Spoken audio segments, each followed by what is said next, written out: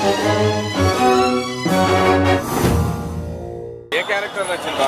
నాకు అన్ని క్యారెక్టర్లు నచ్చింది, కానీ మన ప్రభాస్ గారి క్యారెక్టర్ మాత్రం, అమితాబ్ బచ్చన్ క్యారెక్టర్ మాత్రం హైలైట్ ఉంది. ఇక్కడ బొట్టు పెడతాం, ఆ అబ్బాయి ఇస్తా చిన్న బాబు, ప్రతి ఒక్క ఫైటింగ్ డైమండ్లో ఇంకా ప్రతి ఒక్కది కూడా ఉంది. ఆ ఫైటింగ్ ఎగరేయడం అది ఇది అబ్బా, ఒక నిజం చెప్పాలంటే ఇది బాహుబలి 2 ఇవన్నీ ఎవ్రీథింగ్ ఇవన్నీ తల తన్నేస్తుంది.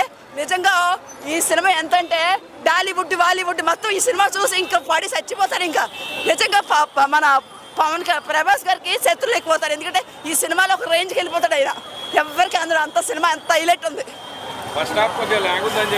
లేదు చూసి కొద్ది చూడాలి చూడాలి చూడాలి చూడాలి చూడాలి అనిపించే సినిమాలో ఉంది. ఒక్కో బిట్ ఒక్కో డైమండ్ ఒక్క క్లైమాక్స్ కూడా హైలైట్ ఉంది. కానీ ఇంకా ఈ సినిమా అయిపోయిందా అనిపించింది. కానీ ఎంత బాగుందంటే ఇన్నాళ్ళు వెయిటింగ్ చేసినందుకు మంచి సినిమా ఇచ్చాడు మన ప్రభాస్. వీళ్ళందరిలో యాక్టింగ్ నెంబర్ 1 క్యారెక్టర్లు అందరు.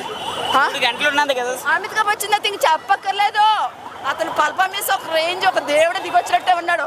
అతను వీట 5 మన హీరోయిన్ ఉంది కదా కృష్ణుడు మోస్తుంది, ఆమె అది కలికిని మోసి ఆమె కింద పడిపోతే ఆమె పడిపోయింది అయిపోయింది అనుకున్నా, గుండె హార్ట్ ఆగిపోయింది నాకు.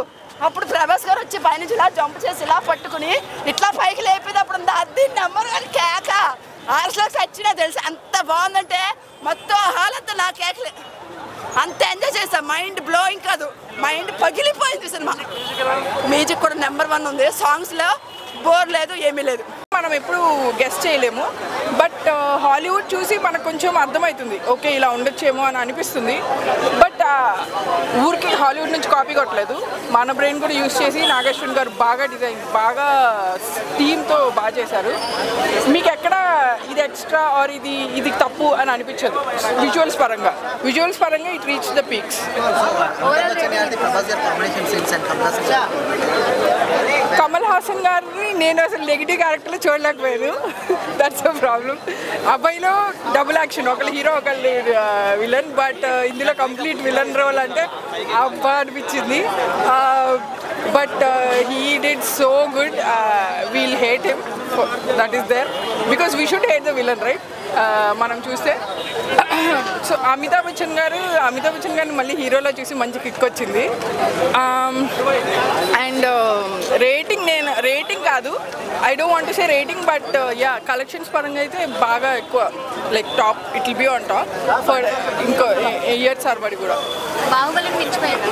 ఎస్ ఇన్ని క్యారెక్టర్స్ ఉన్నాయి కదా, ఏ క్యారెక్టర్కి మీరు బాగా ఇన్వాల్వ్ అయ్యారు?